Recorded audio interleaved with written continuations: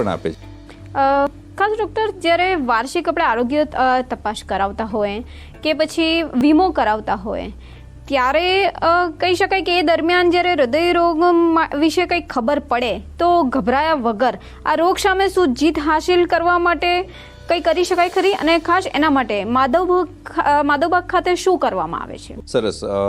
પહેલાં તો મેં શરૂઆતમાં જેવી રીતના વાત કરી છે, તો આપણે રોગ વિશેની જાણકારી આપણા અંદર લોકોની અંદર ઓછી છે, પહેલી વસ્તુ। પ્લસ આપણે જ્યારે પિયર્સ એટલે આપણી આજુબાજુના જ્યારે સંબંધીઓ કોઈ આપણે વાત કરે કે ભાઈ ફલાણી જગ્યાએ કોઈકની તકલીફ થઈ છે, હૃદય રોગ છે કે બીપી છે, તો એ તકલીફ એને થઈ છે એટલે આપણે આપણા અંદર પણ એવો વિચાર નથી આવતો કે આપણે પણ કદાચ ચેકઅપ કરવું જોઈએ।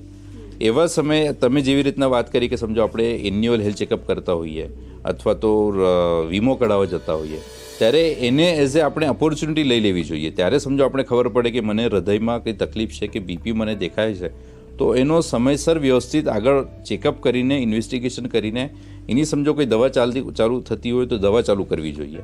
સાયમલ્ટેનિયસલી જો પોસિબલ થાય તો આમાંથી આપણે કેવી રીતના બહાર નીકળી શકીએ એના ઉપર ખાસ ધ્યાન રાખવાની જરૂર ખરી। અને એના માટે જ માધવબાગની અંદર કદાચ તમે વિચારો તો માધવબાગની અંદર આપણે બધા એડવાન્સ ટેસ્ટ કરતા હોઈએ છીએ। જેમ કે હવે સમજો બ્લડ પ્રેશરની વાત કરીએ તો આપણને હજી આઈડિયા નથી, અત્યારે પણ એવું કહેવાય છે કે લોકો એકવાર બીપી ચેક કરે, ડૉક્ટરને ત્યાં જાય, બીપી ચેક કરે અને પછી દવા ચાલુ થઈ જાય છે, પરંતુ એ દવા ખરેખર સાંજે જ આપણે જરૂર છે કે નહીં, બપોરે જરૂર છે કે નહીં, સવારે જરૂર છે કે નહીં, એ આપણને આઈડિયા હોતી નથી। અમે બહુ બધા પેશન્ટ એવા જોયા છે કે અમે કેમ્પમાં જઈએ છીએ ત્યારે લોકો કહે છે કે અમે દવા નથી લેતા। કેમ નથી લેતા? તો કે ઉપવાસના દિવસે દવા નથી લેતા। હવે ઉપવાસના દિવસે કેમ દવા નથી લેતા? તો એવું કહે છે કે ઉપવાસના દિવસે ઉપવાસ હોય, દવા તો કશું ખાધા પછી જ લેવાની હોય, ઉપવાસના દિવસે અમે કંઈ ખાતા નથી એટલે દવા લેતા નથી।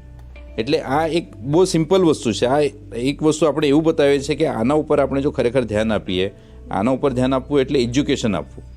પેશન્ટને આપણે સમજો એજ્યુકેશન પ્રોપર આપેલું હોય કે દવા તમારે કંઈ પણ થઈ જાય લેવાની જ છે, તો આ પ્રોબ્લેમ અટકી જાય। અને બહુ બધી વાર આપણે જોયા છે કે જે લોકોને હૃદયરોગની બીમારી હોય અથવા તો હાર્ટ એટેક આવતા હોય છે, તો બીપીવાળાને હાર્ટ એટેકનો ચાન્સ વધારે હોય છે, એટલું આપણે જાણીએ છીએ। પરંતુ આપણે હજી એ વસ્તુ ક્લિયર નથી હોતી કે આપણા રાતની સમયે આપણું બીપી વધે છે કે નહીં। આપણે નોર્મલી જ્યારે પણ ડૉક્ટરને ત્યાં જઈએ છીએ, ડૉક્ટર ત્યાં સવારે, બપોરે કે સાંજે જતા હોઈએ છીએ, એ વખતે ડૉક્ટર બીપી ચેક કરે છે અને પછી આપણે દવા લખીને આપે છે, પણ આપણને ખબર નથી હોતી કે રાતના મારું બીપી વધારે છે કે નહીં। એટલે જેટલા લોકોને સવારના હાર્ટ એટેક આવતો હોય છે તો ચોક્કસપણે એવું કહી શકાય કે એ લોકોને રાતના બીપી વધારે વધતું હોય છે। તો એવા સમયે આપણે સમજો આપણે માધવબાગની અંદર એક 24 અવર્સ ABPM કહેવાય, એમ્બ્યુલેટરી બ્લડ પ્રેશર મોનિટર, એટલે એક મશીન જ એવું બાંધી દેવામાં આવે જે 24 કલાક સુધી તમારું બીપી ચેક કર્યા કરે, અને 24 કલાકનું બીપી ચેક કર્યા પછી આપણી પાસે આવે અને આપણે નક્કી કરીએ કે તમારું દિવસ દરમિયાન બીપી ક્યારે ક્યારે વધે છે। એટલે એના ઉપરથી આપણે ઉપાય યોજના જે છે દવાની એ એપ્રોપ્રિએટ સમયે કરી શકાય। એટલે માધવબાગની અંદર આપણે આવા એડવાન્સ ઇન્સ્ટ્રુમેન્ટથી ચેકઅપ કરાવતા હોઈએ છીએ। મને છેલ્લા 2 વર્ષ પહેલાં હાર્ટની તકલીફ થયેલી, તો રેગ્યુલર જે રિપોર્ટ્સ આપણે કઢાવવાના હોય તે બધા રિપોર્ટ્સ કઢાવ્યા પછી મને એવું કહ્યું કે ભાઈ તમારે સર્જરી કરાવવી પડશે। મને ખબર હતી કે આજ આવવાનું છે છેલ્લે તો પરિણામ કે ભાઈ સર્જરી તમારે કરાવવી પડશે, બાયપાસ કરાવો કે પછી સ્ટેન્ટ મુકાવો, પણ મને ખબર હતી કે અહીંયા આગળ માધવબાગમાં વિધાઉટ ઓપરેશન હાર્ટને સારું કરી શકાય છે। તો મેં અહીંયા કોન્ટેક્ટ કરેલો। મારું વજન બી વધારે હતું, કોલેસ્ટ્રોલ પણ વધારે હતું અને ઘણી બધી તકલીફો હતી, કમરની તકલીફ હતી, ઘૂંટણની તકલીફ હતી।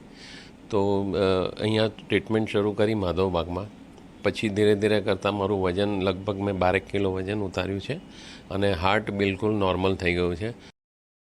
મને બહુ ચક્કર આવતા હતા અને વોમિટ થતી હતી અને હૃદયમાં પણ દુખાવો થતો હતો, તેમજ ડાયાબિટીસ વધારે હતું। તો મને આ માધવબાગની ખબર પડી કે અહીંયા ડૉક્ટર પણ બહુ સારા છે, સ્ટાફ પણ બહુ સારો છે અને લેડી સ્ટાફ પણ બહુ સારો છે। તો પછી હું અહીંયાની ટ્રીટમેન્ટ ચાલુ કરી। અહીંયા ઘેર જેવું બધું ટ્રીટમેન્ટ મળે છે। જે પંચકર્મ કરવાવાળી બેન છે તે પણ સરસ રીતે પંચકર્મ કરે છે। હું પંચકર્મ બધી ટ્રીટમેન્ટ અહીંયા લીધેલી છે, એટલે મને અત્યારે કંઈ જ તકલીફ